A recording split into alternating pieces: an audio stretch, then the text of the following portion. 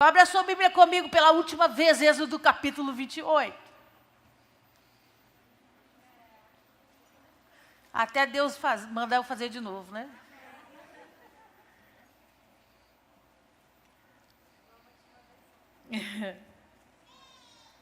Êxodo 28, verso 20.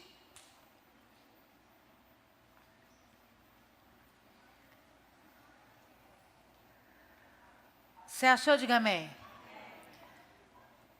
Diz assim o Senhor para nós: a quarta ordem será de berilo, ônix e jaspe. Fecha seus olhos, abaixa a sua cabeça. Poderoso Deus, em nome de Jesus, essa é a tua santa palavra. E nós estamos reunidos nessa noite para ouvir de ti, para crescer no conhecimento da verdade, Deus, e aprender tudo aquilo que o Senhor tem para nós. Por isso eu me coloco atrás da cruz de Cristo, a sombra do Onipotente.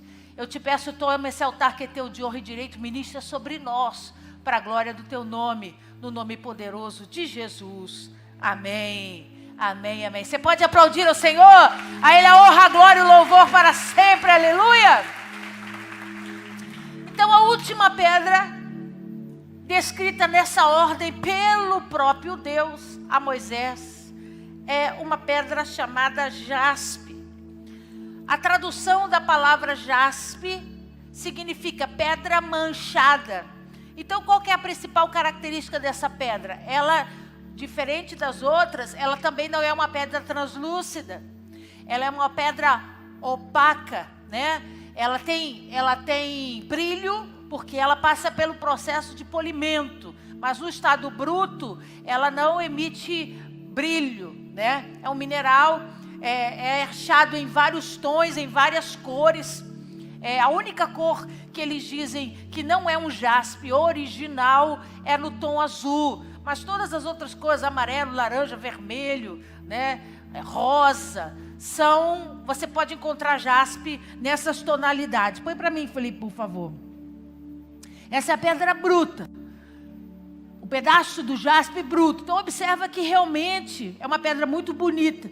E a característica dela, como o nome diz, é uma pedra que ela é manchada, ela tem risco, vesgas, na vertical e na horizontal. Podem ser de cores diferentes ou da mesma cor. Aí vamos ver ela trabalhada. Aí, essa já é um pedaço dela polido. Observa que as vesgas, nesse caso aqui, você tem preto e em amarelo. Mas você não consegue ver o outro lado da pedra. Consegue ou não consegue? Mesmo que eles façam desenhos específicos sobre jaspe, a gente não consegue ver o outro lado. Por quê? Porque ela não é translúcida, como o diamante, ou como as outras pedras da esmeralda, né, o rubi, que nós já estudamos aqui. Você pegou? Diga amém. Vai lá comigo, Apocalipse capítulo 4.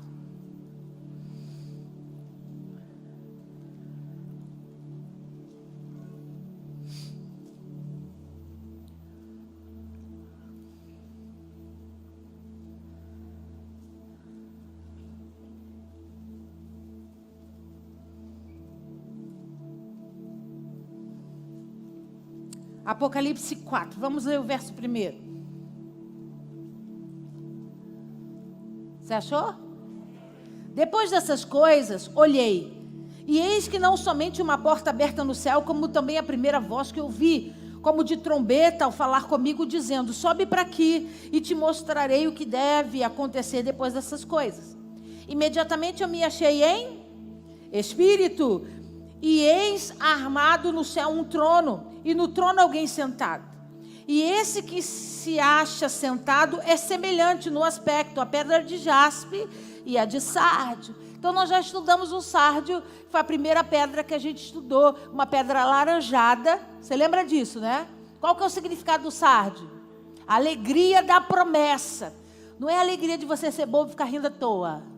É de você carregar dentro de você a certeza de que tudo que você tem vivido, que você tem aprendido, que você tem experimentado é verdadeiro. Que você não está envolvido numa seita, que a palavra de Deus não é algo que tem base religiosa. Todas as suas experiências que você tem desenvolvido em Deus são reais. E vai ficar mais real ainda quando eu te levar em Jerusalém. e você entrar naquele sepulcro e ver aquele sepulcro vazio. E aí você vai dizer, eu conheço os patriarcas, eu vou levar você lá, você vai ver o túmulo do Abraão, você vai ver o do Isaac, você vai ver o do Jacó, você vai ver o da Rebeca, você vai ver o da Raquel, você vai ver do Saul, dos filhos do Saul. Mas quando você chegar em Jerusalém, no jardim, amigo, lindo, maravilhoso, você entrar naquele sepulcro, você não vai achar uma placa dizendo que Jesus jaz naquele lugar. Por quê, pastora? Porque nós recebemos a alegria da promessa. Ele vive e viverá por toda a eternidade. É por isso que falamos com Ele, é por isso que oramos a Ele, é por isso que clamamos a Ele. Por quê? Porque não falamos a mortos. Confiamos nossa vida naquele que vive e tem ouvidos para ouvir, tem olhos para ver, tem boca para falar e tem mãos que tocam a minha vida e a sua vida todos os dias. Aplauda o Senhor. Então, quando João chega no céu através de um arrebatamento, onde o espírito dele é levado para ele ver coisas novas, né? Ele vê o trono de Deus. Olha que experiência maravilhosa. Põe do trono para mim antes da pedra. Aí, o trono de Deus, a visão que ele tem. Imagina você tendo que explicar essa visão. Quando a gente fala de coisas que a gente sabe, é mais fácil a gente narrar. Mas imagina você ver animais com asas, que você nunca viu na vida. Uma estrutura de chão, de céu, de trono, que você nunca viu na vida. Então, como que João traduz aquilo que ele vê? Com argumentos ou com peças que fazem parte do cotidiano, que fica fácil para as pessoas entenderem. Então observe o que ele diz. Versículo 2. Imediatamente eu me achei em espírito, e eis armado no céu um trono, e no trono alguém sentado. Por que ele sabe que tem alguém? Não tira não, Felipe, vou te botar de castigo. Por que ele sabe que tem alguém sentado no trono? Porque o que ele vê não é translúcido. O que ele vê não é uma fumaça. O que ele vê não é a interferência de uma luz. O que ele vê não é algo que parece uma neblina. Você está alcançando? Diga amém. Ele vê um volume naquele lugar. Ele vê algo denso naquele lugar, que ele não consegue ver por detrás. Ele vê o trono, a estrutura do trono, a base do trono. Mas quando ele olha para o trono, ele não vê as costas do trono. Por quê? Porque a visão não passou por dentro daquilo que ele viu. Então ele não pode dizer, o que eu vi era tão lindo e uma luz tão maravilhosa, que parecia um diamante. Por que ele não compara com o diamante? Porque no diamante você vê o outro lado.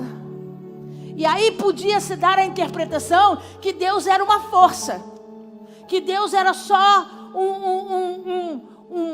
uma manifestação de alguma coisa. Por quê? Porque não tinha estrutura. Você está aí? Aí ele diz assim, não, é lindo demais, mas não é como o diamante, porque eu vejo alguém sentado lá, tem volume no negócio. Aí continua lendo. Aí ele diz, e esse que se acha sentado, de quem que ele está falando? De quem que ele está falando? De Deus. É semelhante no aspecto à pedra de... Então olha para lá. Por que é semelhante à pedra de jaspe? Porque não é translúcida, ela é opaca. Ele não vê do outro lado. Tem uns riscos que saem dela. Você consegue ver? Tem uns riscos que saem dela. Então ele diz, quando eu olho, a primeira coisa que eu imagino é uma pedra de jaspe. Em que cor? Em que cor? Branco. O contorno em cima que é de sardio alaranjado. Lembra que nós falamos? Que está sobre ele. Mas o trono está em branco. Você está vendo? Então, os especialistas, né, os estudiosos dizem para nós que nessa visão, João viu o jaspe, provavelmente uma pedra muito rara e bonita do jaspe, que é branca, com umas rajadas em rosa claro. Por isso que eu escolhi o rosa claro para representar jaspe para você no seu saquinho hoje. Por quê? Porque eles acreditam que quando ele viu, era uma pedra grande e branca, que não deixava a visão passar, e que tinha alguns visgos, né? Em rosa claro. Põe as duas pedras para mim agora, Felipe. A primeira é a branca. Essa é a branca, que tem uns raios. É bem sutil o rosa. De longe parece até que ela é um rosa bebê, né? Mas a pedra é branca. Vou botar ela para você aqui agora. Toda branca. Tá vendo? Essa não tem listras nenhuma, nem na horizontal nem na vertical. Essa é a jaspe totalmente branca. Mas os teólogos acreditam que quando João viu, ela era uma pedra bruta branca com alguns riscos rosa claro que saía dessa estrutura. Você pegou? Diga amém. Aí ele diz assim: do aspecto da pedra de jaspe e de sárdia, e ao redor do trono um arco-íris semelhante no aspecto da esmeralda. Então, ele olha, descreve as pedras na organização, mas você já aprendeu. Você já aprendeu. O sárdio é a alegria. Alegria da promessa. De aquilo que João estava vendo era algo real. E tudo que ele acreditou a vida toda que Jesus disse e que ele experimentou debaixo da liturgia da religião não era uma mentira, era uma realidade. E aí depois ele diz, na mesma visão, ele vê o aspecto daquele que está sentado no trono de jaspe, ou seja, essa pedra poderosa, branca. E aí eu disse no primeiro dia da campanha, que ele faz uma associação imediata, porque ele conhece a palavra, ele conhece a estrutura. Então ele está dizendo, aquele que eu vejo sentado no trono, é o primeiro e é o último. O jaspe é a última pedra. Quando ele olha e diz, ele tem um aspecto característico da pedra, mas amigo, a mensagem é, ele é o primeiro e ele é o último. Ele é a certeza da promessa. Ele é a realização de toda e qualquer promessa sobre a terra. Mas ele também é o significado real do jaspe. Ele também é a santidade. A grande e poderosa santidade do Senhor. Amém ou não amém? Vai lá comigo agora para a gente descobrir Gênesis capítulo 35.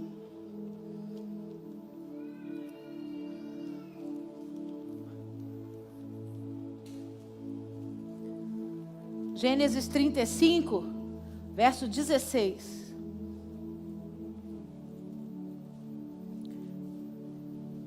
Quem que é o filho de Jacó, que foi gravado sobre essa pedra? Gênesis 35, verso 16 a 19. Partiram de Betel, havendo ainda pequena distância para chegar a Efrata, deu à luz Raquel um filho, cujo nascimento lhe foi a ela penoso. Em meio às dores de parto, disse-lhe a parteira, não temas, pois ainda terás esse filho. Ao sair-lhe a alma, porque morreu, deu-lhe o nome de Benoni, mas seu pai lhe chamou Benjamim. Assim morreu Raquel e foi sepultada no caminho de Efrata, que é Belém. Então, o que diferencia a vida de José, que nós lemos no domingo, o nascimento de José, até o nascimento de Benjamim? Biblicamente falando, 5 capítulos. Você leu sobre o nascimento de José em Gênesis capítulo? Oi? Você leu sobre o nascimento de José em Gênesis capítulo 30. E aí agora a gente só vai falar do nascimento de Benjamim no capítulo 35, 5 capítulos depois. Então, por que tanta diferença? Por que tanta distância? Porque muitas coisas aconteceram entre o nascimento de José e o nascimento de Benjamim. A primeira delas é que Jacó decidiu ir embora. Ele estava em Padã Arã muitos anos, trabalhando por Raquel, trabalhando por Lia. ao seu sogro Labão. E aí ele começa numa conversa com Labão, de eu preciso ir embora, eu quero ir embora. E Labão era esperto, não queria que Jacó fosse embora. Por quê, pastora? Porque ele sabia que Jacó tinha unção de Deus. E onde Jacó botava a mão, as coisas prosperavam. Então ele sabia que se Jacó fosse embora, a riqueza que ele tinha conquistado podia se perder. Então eles começam num diálogo, vai, não vai, deixa eu ir, não vai. E aí Labão faz outra proposta para ele. E aí até que ele diz, como é que eu vou saber se você vai me roubar, se você não vai me roubar? Jacó tem uma ideia mirabolante. Ele diz assim, todos os animais que nascerem pretos ou listrados, manchados, são meus. Todos os outros animais que nascerem limpos, brancos, são seus, os filhotes. E aí o Jacó falou, perfeito, por quê? Porque era muito mais fácil nascer um liso do que um manchado. Aí o Jacó, que era doido, ele vai num galho de árvore, amarra um negócio num galho de árvore lá, raspa o galho de árvores em tiras em pé, exatamente no lugar onde os animais procriavam. E aí eles procriavam olhando para aquele bagulho que ele fez ali, ó. Quando os filhotes nasciam o quê? Listrado, malhado, preto. Não nascia liso. E aí o Labão começou a ficar bolado, né? Que história é essa aqui? Só nasce filhote manchado, listrado. Ué, eu vou perder tudo. E eles começam a discutir até que depois de muito tempo, Jacó não abre mão, diz, arruma as coisas todas, nós vamos embora agora, eu não aguento mais. Eu já paguei tudo que eu tinha que pagar, nós vamos seguir viagem. E eles então, com toda a comitiva, com as duas esposas, com as servas, com todos os filhos que Jacó já tinha tido, com todos os seus animais, com todos os seus bens, eles começam uma travessia até a chegada em Canaã. Padã Arã é no deserto. Quando a gente puder ir para a Jordânia, eu vou te levar lá. É no deserto. E aí eles saem em direção a Canaã, o lugar especial que Deus tinha. Mas nessa caminhada, Jacó encontra com quem? Primeiro, ele encontra com o anjo de Deus. Na travessia de um rio. Como era o nome do rio? Vale de Jaboque. O anjo desce na terra. Você lembra a história?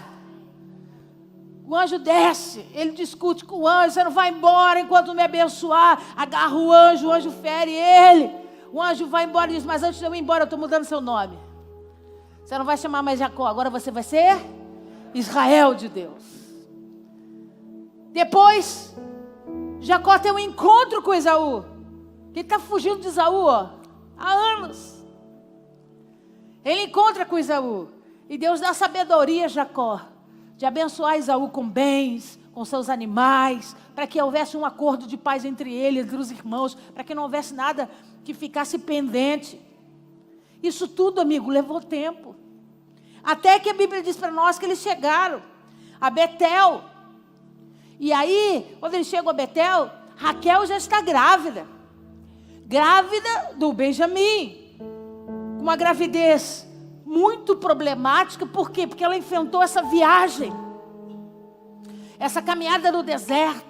Muito peso, muito calor, desconfortável. Ela não teve, ela já tinha muita idade, lembra disso? Ela não podia gerar, foi um milagre de Deus. Então ela já tinha muita idade. Tudo foi complicado para ela. E passar por esse passeio até chegar a Canaã foi muito cansativo. Toda mulher, depois do 6º, 7º mês, tem que ficar descansada, né? Ter todo o cuidado possível, porque está perto do neném nascer. Ela não teve essa possibilidade.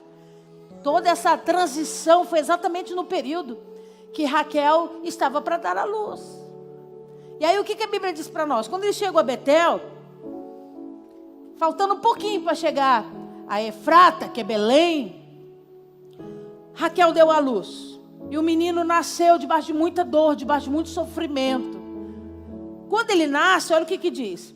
Em meio às dores de parto, verso 17. Disse-lhe a parteira, não temas, pois ainda terás esse filho. Ao sair-lhe a alma, quando ela morre, antes de ela morrer, ela dá o nome da criança de Benoni. Benoni significa filho da minha dor. Ela sabia que era uma promessa de Deus. Ela sabia que ela tinha pedido o Benjamim para Deus. Porque quando José nasceu, ela diz: esse é só o primeiro, porque vem outro aí, porque o Senhor vai me abençoar com a continuidade. Você lembra que eu preguei domingo? Deus vai continuar fazendo essa obra na minha vida. Então, quando ela engravida, ela tem plena convicção que aquilo é obra de Deus, que aquilo foi Deus que fez, e Deus estava cumprindo a sua palavra sobre a vida dela. Mas na hora da dor, a gente esquece disso. Quando ela sofre na hora do parto, ela esquece que a vida daquele bebê que estava na barriga dela era a promessa de Deus, era a resposta de Deus, era cumprimento de Deus para a vida dela. Deixa eu começar para pregar para você nessa noite, na autoridade do nome de Jesus. Até quando a dor tem tido poder para fazer você desacreditar que Deus está do seu lado, que Deus está cumprindo promessas na sua vida? Ela se desespera com a dor que ela está sentindo, com o momento ruim que ela está passando, e ela libera uma palavra: esse menino que nasceu não pode ser visto como uma bênção, porque ele matou a mim. Ele está me enfraquecendo, ele me criou muitas dores. Então, Benoni, prefixo Ben, é filho. Oni significa dor. Então, ela chama ele de Ben-Oni, filho da dor, filho da minha dor. E aí, olha o que acontece. Continua lendo comigo. Versículo 18. Ela dá o nome de Benoni, mas seu pai lhe chamou.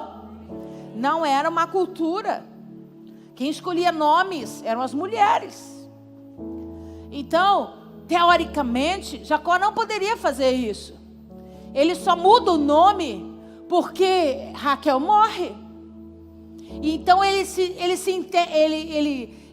vê obrigado a mudar o destino daquela criança. Ele diz: ele foi filho da dor de Raquel, mas ele não vai ser filho da minha dor. Sabe por quê? Porque eu tenho consciência que foi Deus que me deu ele. Eu tenho consciência que ele é obra de Deus na minha vida. Eu tenho consciência que ele é presente de Deus para mim. Mesmo a Raquel tendo falecido, Deus cumpriu a sua palavra. Então ele chama aquele menino de Benjamim. Põe para mim, Felipe, por favor. Benjamim significa filho da felicidade, filho da mão direita. Filho da mão direita é a tradução original. Ben, filho. Amim, mão direita. O bem amado, nome Benjamim deriva do hebraico Benjamim, junto das palavras bem, que significa filho, e amim, que significa mão direita. O que significa filho da mão direita? O que faz a mão direita? A mão direita é a mão da força, é a mão da autoridade, mas, amigo, é a mão que é da bênção. É a mão direita de Deus que, estendida sobre a tua vida, muda o teu curso num dia só.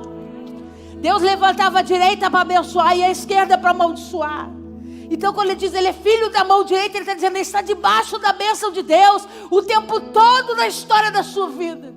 Ele é mais do que abençoado. Ele nasceu para ser pleno, para ser realizado, para ser feliz, porque a direita de Deus está sobre ele. Você pegou? Diga amém. Mudou ou não mudou o destino? Mudou tudo. E aí Benjamim, o caçulinha do Jacó, passa a ser, lógico, protegido, amado, cuidado. Era o caçulinha. A mãe morreu. Tinha toda uma estrutura ali de carinho, de afeto, de amor sobre a vida de Benjamim. Mas a Bíblia vai dizer para nós que ele cresce. E ele se torna um dos líderes da tribo de Jacó. E a informação importante para nós é que por ele ser o último, ele se tornou a menor tribo de todas.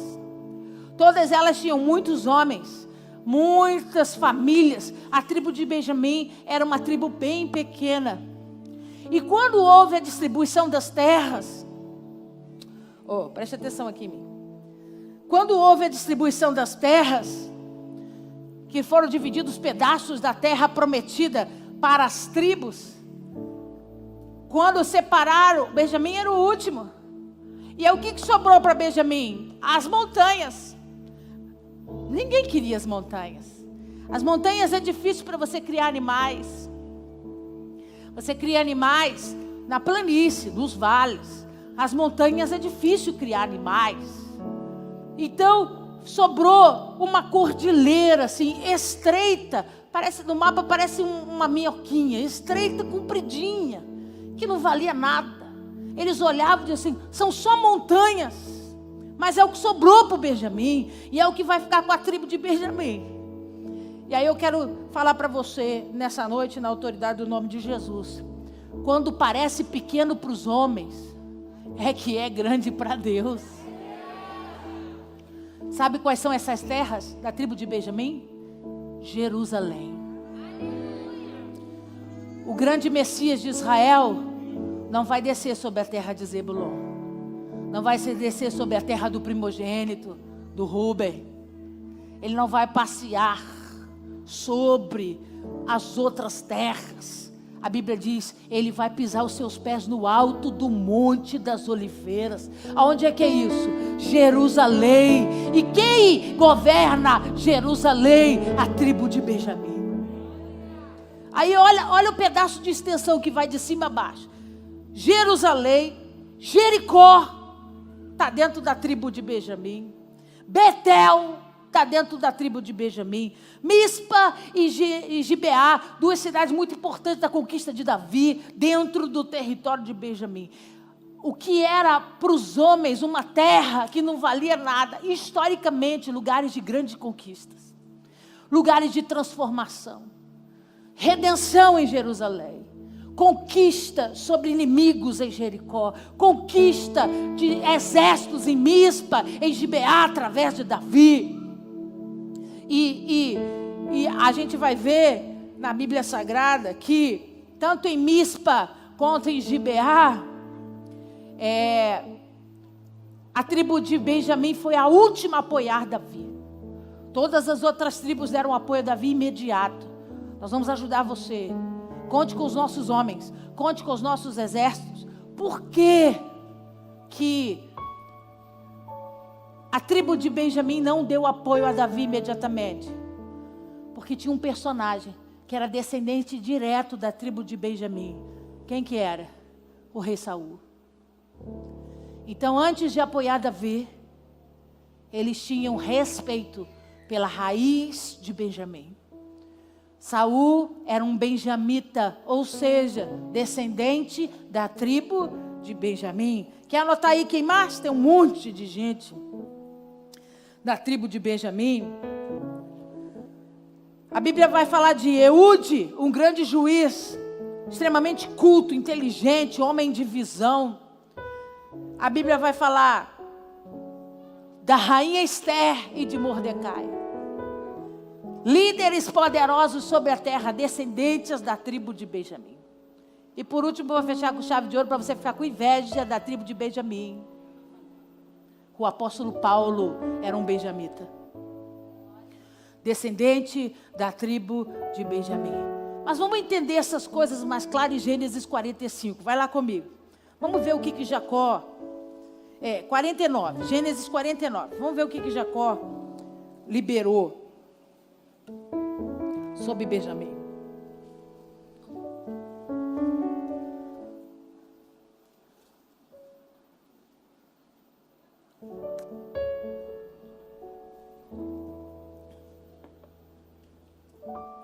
Gênesis 49, verso 27.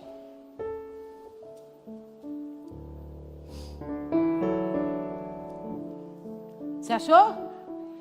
Benjamim é lobo que despedaça, pela manhã devora a presa, e à tarde... então, respira comigo. Diga para esse irmão, para você aprender os segredos de Deus, você precisa respeitar a pontuação da Bíblia. Então vamos ler de novo. Benjamim é lobo que despedaça, ponto e vírgula. Então respira, porque você não pode ler assim. Benjamim é lobo que despedaça pela manhã, devora a presa, e à tarde reparte o... Por que eu estou dizendo isso? Porque a característica principal da tribo de Benjamim era uma inteligência diferenciada. Soldados comuns, eles vão para a guerra para matar, destruir e resolver o problema. Os descendentes de Benjamim e os benjamitas, eles pensavam, eles planejavam. É por isso que essa bênção de Jacó tem ponto e vírgula que separa tempos. Observa o que ele diz: ele é lobo que despedaça. Ou seja, ele tem ataque, ele tem força, ele tem resistência. Ele vai aonde precisa ir, ele faz o que precisa fazer. Mas depois, olha o que ele diz: pela manhã. O que ele dá conotação? Que ele pode ter vencido a presa durante a noite, mas só pela manhã ele a devora. Por quê, pastora? Porque ele não faz nada emocionalmente. Ele sabe o que fazer, quando fazer, como fazer. Então, o fato dele ter destruído a presa como um lobo, despedaçou, abriu, rasgou. Ele soube esperar o tempo de comer. E a Bíblia diz, e à tarde, olha aí, ele reparte. O que é despojo? Quem sabe? Quando você vence uma guerra, o que está na guerra vem para as mãos daquele que ganhou. Então, se os soldados forem embora, largaram armas, largaram armadura, largaram joias, comidas, habitações, é tudo daquele que conquistou a guerra. Então, olha o que Deus está dizendo. A tribo de Benjamim é como um lobo. Ele parte, ele avança, ele destrói. Mas ele come na hora que tem que comer, mas ele não vai embora antes dele ser completamente abençoado. Por quê, pastora? Porque ele já tinha ganho a presa, sim ou não? Ele já despedaçou, ele já comeu, ele podia ter ido embora. E muitos de nós fazem isso. A gente parte para a guerra, vence a guerra e diz, está tudo bem. Quando Deus está dizendo, ei, você é filho da minha mão direita. Você nasceu para ser muito abençoado. Você não nasceu para ter coisas pela metade. Você não nasceu para vencer guerras apenas. Você nasceu para vencer guerras e ser muito abençoado. Então não adianta rasgar a presa. Não adianta se alimentar da presa. À tarde tem que voltar lá para pegar tudo que é seu de direito. O benjamita não vai embora antes dele receber tudo o que Deus tem para ele. Ele não desiste fácil. Aí fica claro, você vê características desse homem. O juiz Eude, um homem muito inteligente, julgou Israel durante anos. A Bíblia só traz elogios para ele. Sabedoria, inteligência. O rei Saul, um homem que tinha presença no primeiro estado da vida dele, onde ele estava agindo consoante aquilo que ele foi chamado, tirando as suas emoções. Ele foi um grande rei. Se você colocar na balança características de Saul e de Davi, Saul era um homem completo. E aí a gente não entende por que Davi era um homem do coração de Deus e não Saul. Saul era pleno. O problema é que ele esqueceu que os benjamitas não agem emocionalmente. E ele começou a ter ciúme de Davi. Ele começou a olhar para Davi como um rival, não como um parceiro. E aí ele desencadeou uma queda, onde o Espírito de Deus se retira dele. Você está aí, diga amém. Rainha Esté e Mordecai, vê se eles não foram movidos por esse Espírito. Nós vamos brigar, bota o povo, avisa o povo que eles vão se defender da guerra. Nós vamos arrumar arma para eles. Mas amigo, no final de tudo nós vamos celebrar, porque o Deus vai nos dar libertação e vitória por sobre toda a terra. Descendência de Benjamim. E no Novo Testamento o apóstolo Paulo, um homem focado. Olha os textos que ele escreve para o povo de Roma. Ele sabia os conflitos culturais, espirituais que o povo de Roma tinha. E ele tinha sabedoria para fazê-los caminhar em direção daquilo que a obra de Deus estabelecia.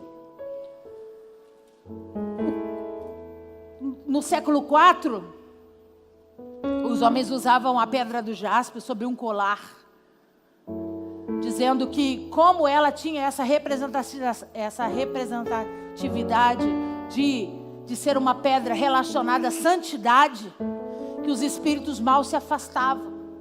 Então eles usavam um cordão com a pedra de jaspe, para que eles não fossem acometidos de espíritos maus. A gente faz isso hoje com sal grosso, né? Você usa o sal grosso para espantar os maus espíritos. Eles usavam a pedra de jaspe naquele ponto. Então Deus une a pedra de jaspe, toda a sua característica, a tribo de alguém muito especial, que sempre foi pequena, que nunca foi número, para relacionar o nome mais importante de toda a história da Bíblia Sagrada. Olha aqui para mim. Quando a gente fala de Bíblia, quando a gente fala de estudar a Bíblia Sagrada, quantos aqui gostam de ler a Bíblia? De verdade, eu gosto de ler. Certamente alguém já disse isso para você. Se você ler de Gênesis a Apocalipse, você vai encontrar 366 vezes as palavras não temas. Aí você diz, olha como Deus é maravilhoso. Deus traz um não temas para cada dia do ano, ainda deixa um de folga. Você pode acordar e dizer não temas, está escrito na Bíblia para o dia de hoje. Amanhã você acordar e dizer não temas, está escrito na Bíblia para o dia de amanhã. E assim sucessivamente dentro de todo o ano, trazendo sobre a sua vida confiança e esperança em Deus. Sim ou não? Mas olha o que eu vou te dizer. De Gênesis e Apocalipse, você vai encontrar a palavra santidade 900 vezes. Por quê, pastora? Porque para Deus é muito mais importante você entender o que significa santidade do que conduzir a sua vida para desmistificar temores. Você alcançou o que eu disse? Eu tenho que trabalhar para não ter medo disso. Eu tenho que trabalhar para não ter medo daquilo. Eu não posso me abalar por causa disso. Eu não posso me ferir por causa disso. A sua cabeça fica preocupada e Deus está dizendo assim, eu só falei disso 366 vezes, porque eu queria de verdade que vocês fossem especialistas em santidade, entendendo o que realmente isso significa. Pastora, o que significa santidade? Santidade é separação. Santidade não é qualificação, como a gente entende na nossa linguagem, no português, de alguém que é supremo, santo, perfeito, intocável. A igreja romana chama homens de santos, dando a eles conotações de poderes miraculosos sobre a terra, quando não foi nada disso que Deus disse. Deus disse para mim e para você, eu vou começar, você termina, sede santos, porque eu sou. Se tem que imitar em alguma coisa, me imita nisso, porque eu sou. De fato, eu sou separado. De fato, eu não me misturo. De fato, eu tenho entendimento. Eu tenho discernimento sobre aquilo que é bom, sobre aquilo que é perfeito, sobre aquilo que é agradável. Eu não me perco no meu caminho. Eu não mudo de ideia. Eu não entro em estações de instabilidades emocionais. Por quê, pastora? Porque eu sou separado para viver o propósito. E aí Deus diz assim, então sejam como eu. Se separem. Não é para deixar de falar com o macumbeiro, com o espírita, com o católico. Não é para deixar de falar com os amigos que você tem, que estão perdidos no mundo. Deus nunca disse isso. Jesus disse, eu vim para salvar os perdidos. E se eu não posso chegar até eles, como é que a gente vai fazer esse negócio? Ele não disse para você se separar deles. Ele disse para você se separar daquilo que te rouba do propósito.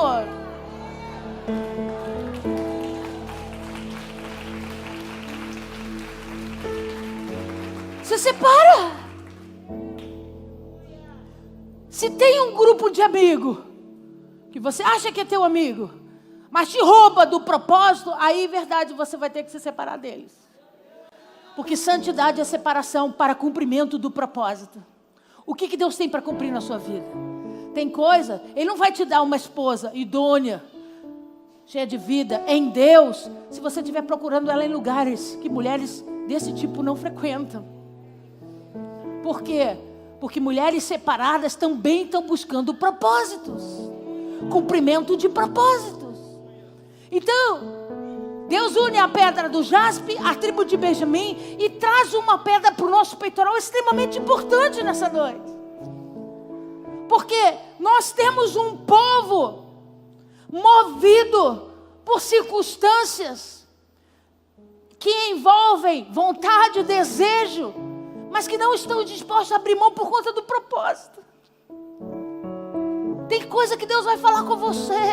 E Ele vai dizer, para viver o que eu tenho para você, você vai ter que passar por aquela rua sem entrar no bar, varão. Porque eu não posso cumprir o meu propósito com você nessa caminhada. O que vende no bar é do mundo. Está aí, bebe quem quer. Mas você foi escolhido para ser separado. E aí às vezes a gente vê as coisas, né?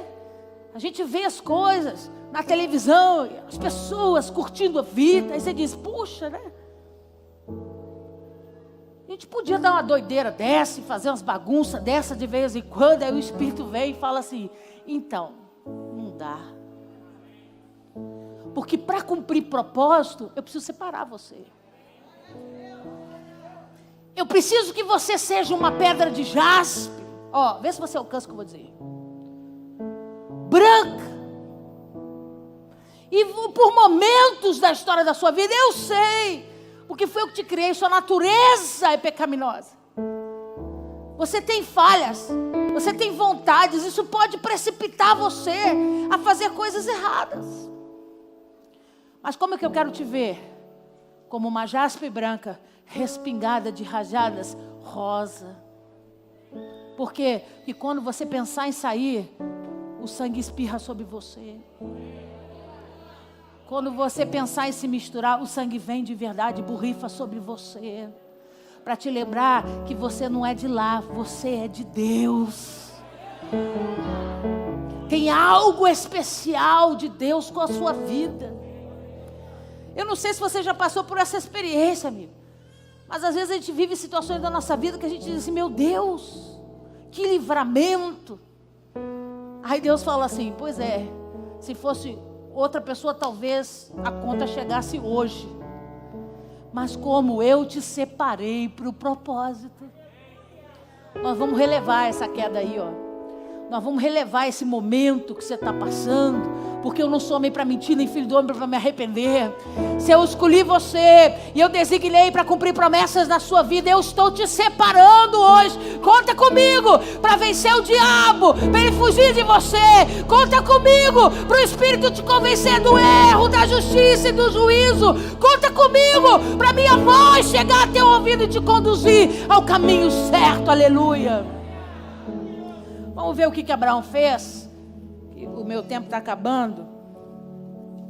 Gênesis, capítulo 18.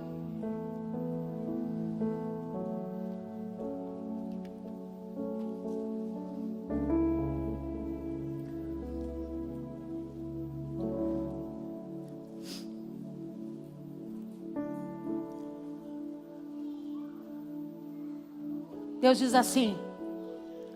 Vamos ler o Abraão, mas deixa eu te falar uma coisa. Deus diz assim, eu estou preparando a minha noiva.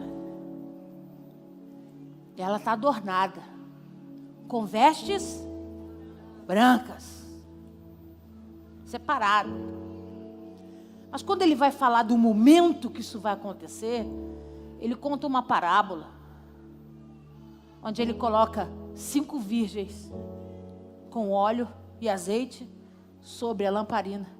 E 5 virgens, que o azeite acaba na hora H. O que ele dá para nós, em termos de porcentagem? O que ele está dizendo? Nós não vamos ter uma noiva enorme. Não, nós não vamos ter uma noiva com milhares e milhares e milhares. Por quê? Porque infelizmente metade delas na hora H não vai ter azeite. Metade da noiva, virgem, separada, eram virgens e santas. Não tinha envolvimento com o mundo. Mas metade delas vão se dispersar. E vão perder a oportunidade de estarem com o noivo. Metade delas só vão ter essa experiência de estar com ele na hora das bodas. O que a senhora quer dizer? Assim como a tribo de Benjamim, número nunca foi problema para Deus. Porque Deus não quer uma noiva cheia de pessoas. Deus quer uma noiva de qualidade. Pessoas testadas, provadas e reconhecidas diante do Espírito de Deus. É por isso que a Jaspe precisa vir para o seu peitoral hoje. Para você lembrar dela todos os dias. Eu não vou dar mole não. Se eu estou caidinho hoje, eu vou encontrar com alguém que possa derramar óleo sobre a minha cabeça. Porque eu não vou perder a oportunidade de estar cheio, de estar pronto. Porque a hora que ele vier, eu quero viver das experiências todas que ele tem comigo em nome de Jesus. Olha o que diz, Gênesis 18, verso 16.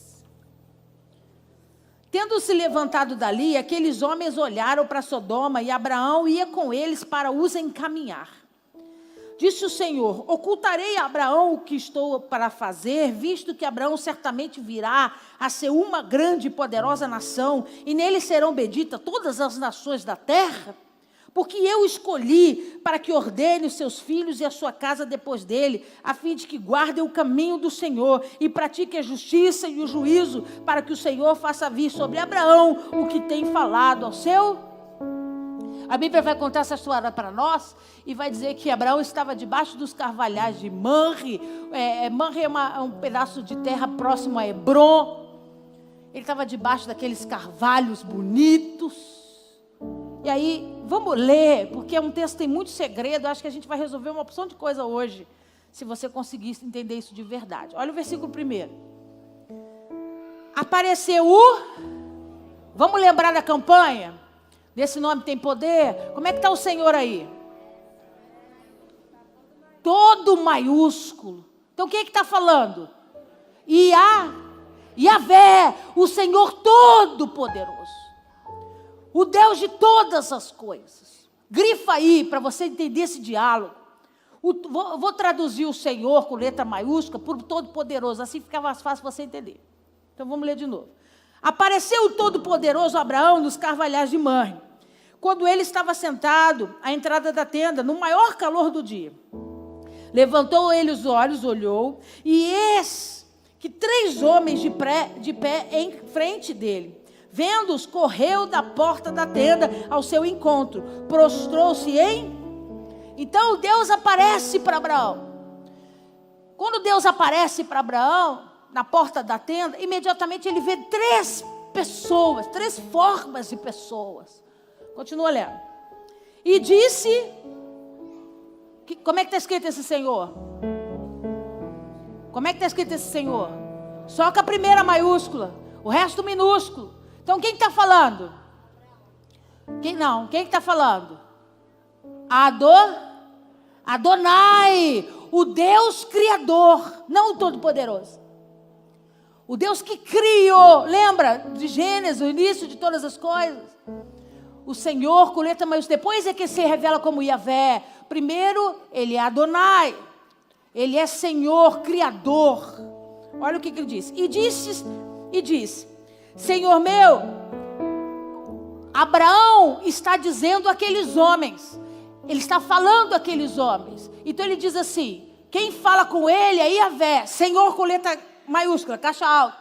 Mas ele responde, Senhor com letra minúscula. Por quê? Porque mesmo debaixo de toda a fé, até o capítulo 18, Abraão ainda tinha referência de um Deus que criava. Ele ainda não tinha completo entendimento do Deus Todo-Poderoso. O poderoso fala com ele, mas ele reconhece o poderoso apenas como Criador. Você pegou? Olha aí o que diz.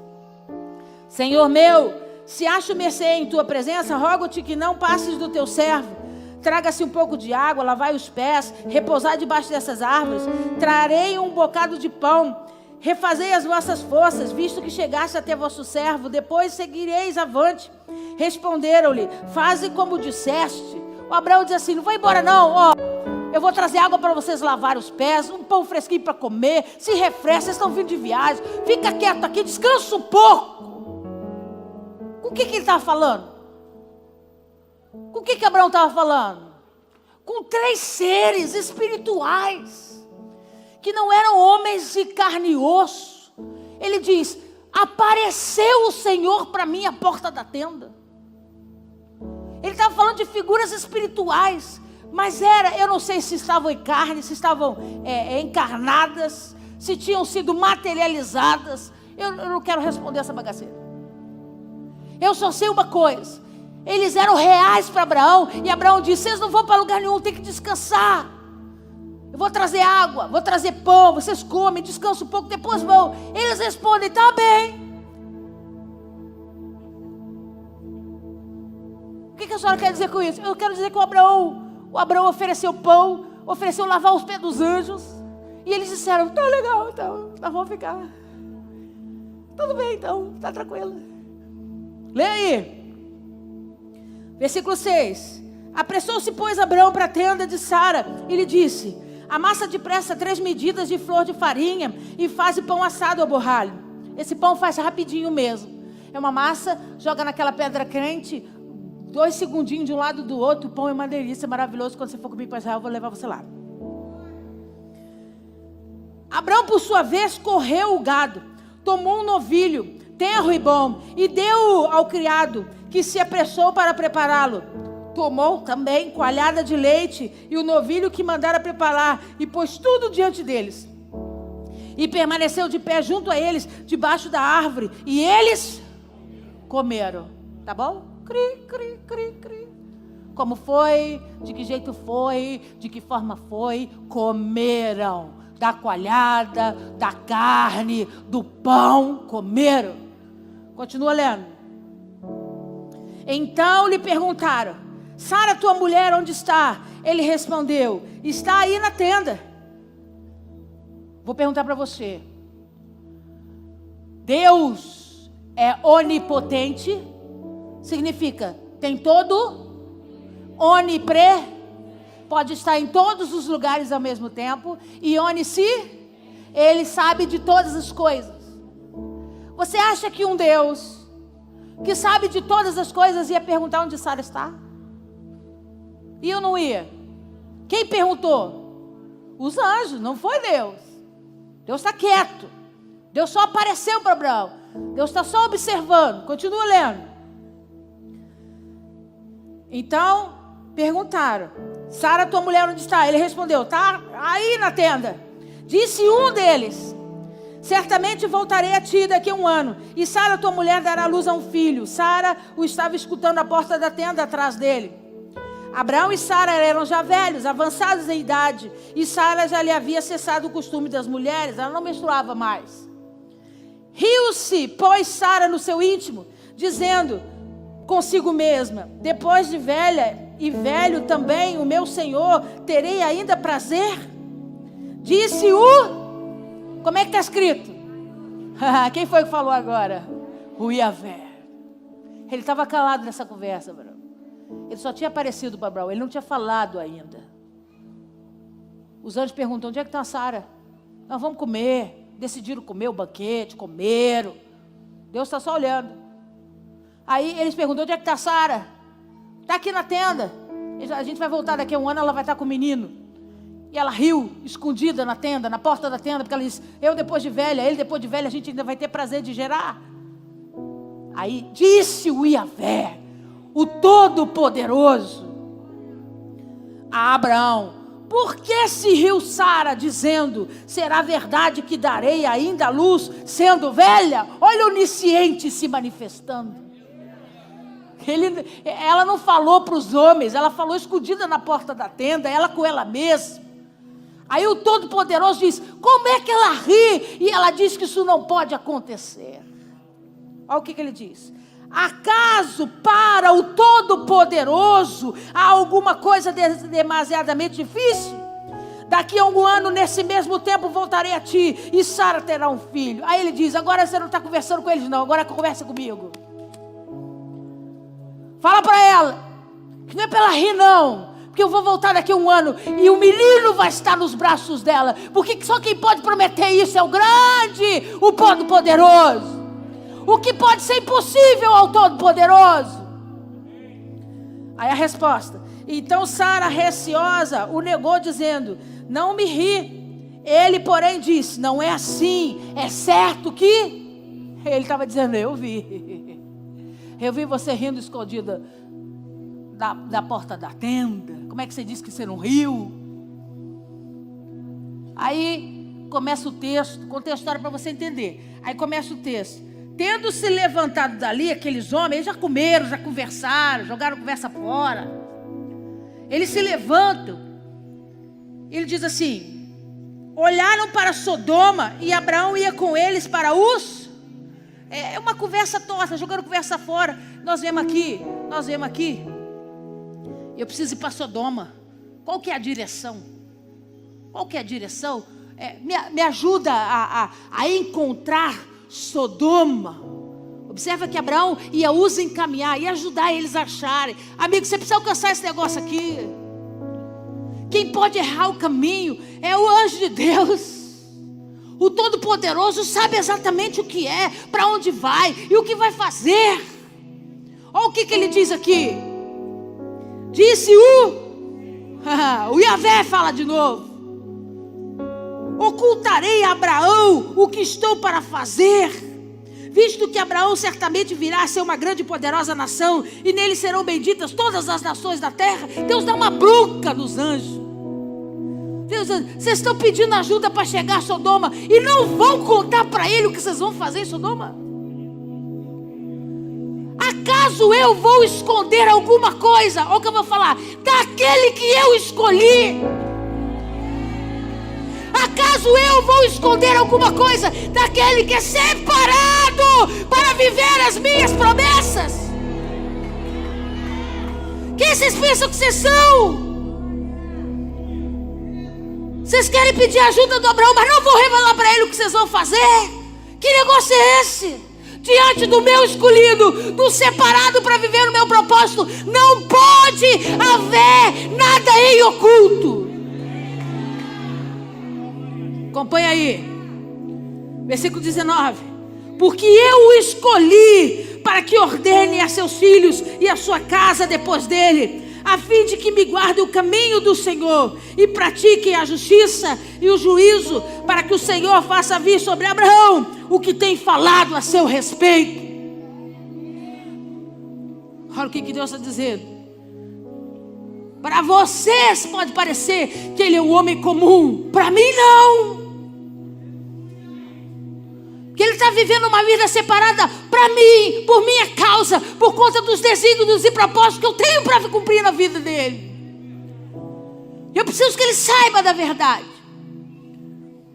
Olha o segredo aí, no último versículo. Porque eu escolhi para que ordene a seus filhos e a sua casa depois dele, a fim de que guardem o... Você estava aqui domingo? Caminha o quê? Derek. E o que é Derek? Modo, jeito, maneira. Lê de novo aí a Bíblia Sagrada. O grande Yahvé falando, o Deus poderoso, porque eu o escolhi para que ordene a seus filhos. Diga, ordene a sua casa depois dele, a fim de que guardem o modo, o jeito, a maneira do... O que ele está dizendo? Eu ordenei a sua casa, seus filhos, sua família, que guardem a minha santidade, que guardem o jeito que eu sou, a forma como eu me manifesto, a maneira com que ele me vê, para toda a sua descendência. E pratiquem a justiça e o juízo, para que o Senhor faça vir sobre Abraão o que tenho falado ao seu respeito. Os separados de Deus, que vivem debaixo dessa santificação, dessa separação, vão reger a terra debaixo de justiça e de juízo. porque Deus vai usá-los para isso. E aí, vou terminar. Ele fala assim: o que o senhor vai fazer? Ele diz: estou mandando eles para Sodoma. Eu quero que eles sondem a terra. Eu quero que eles vejam exatamente se toda a cidade está corrompida, porque eu vou acabar com ela. Aí olha o papel do escolhido. Olha o papel do separado. Uma das principais características de alguém que é separado por Deus: ele pensa no perdido. Ele diz: o senhor vai acabar com Sodoma? Deus disse: vou, Abraão. Ele disse: e se tiverem 50 justos dentro de toda a cidade? Se os anjos contarem e tiverem 50 justos, o senhor vai terminar com Sodoma mesmo assim? Aí Deus olha para Abraão: aqueles que são separados para viver o meu propósito vão agir debaixo de justiça e de juízo. Deus olha para Abraão e diz: se tiverem 50, eu não vou terminar Sodoma. Ele sabe que não tinha 50. 50 era muita gente. Ele vira para Deus e fala assim: então, e se tiverem 40 só? E se tiverem só 30? E se tiverem 25, Deus? E se tiverem 20? Até que ele chega. Ele diz: Deus, e se você encontrar só 10 pessoas justas em Sodoma, você vai acabar com Sodoma? Ele disse para Abraão: eu não vou exterminar Sodoma se eu encontrar 10 justos sobre a terra. Que conversa linda de alguém que sabe que está vivendo para o cumprimento de um propósito e que ele precisa que a terra seja inundada por esse mesmo espírito, por esse mesmo comportamento. Não tinham os 10 justos para que Deus salvasse Sodoma. Então Deus dá ordem aos anjos. Eles vão para cima da família de Ló, agarra a família de Ló pelo braço. Eles saindo de Sodoma como se estivesse saindo de um passeio, e o negócio caindo por terra, sendo tudo destruído, e eles passeando. Tem gente que é assim, né? Está no fundo do buraco, está destruído, o negócio está pegando fogo e ela ainda está desfilando. Ao invés de sair correndo para não respingar, está desfilando. E os anjos vão lá, agarra Ló, agarra a família de Ló e sai com eles correndo daquela cidade, por amor a Abraão. Sabe por que essa pedra precisa vir sobre o seu peitoral nessa noite?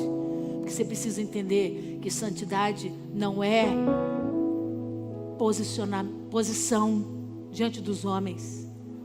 Nós não nos tornamos santos para sermos vistos como santos.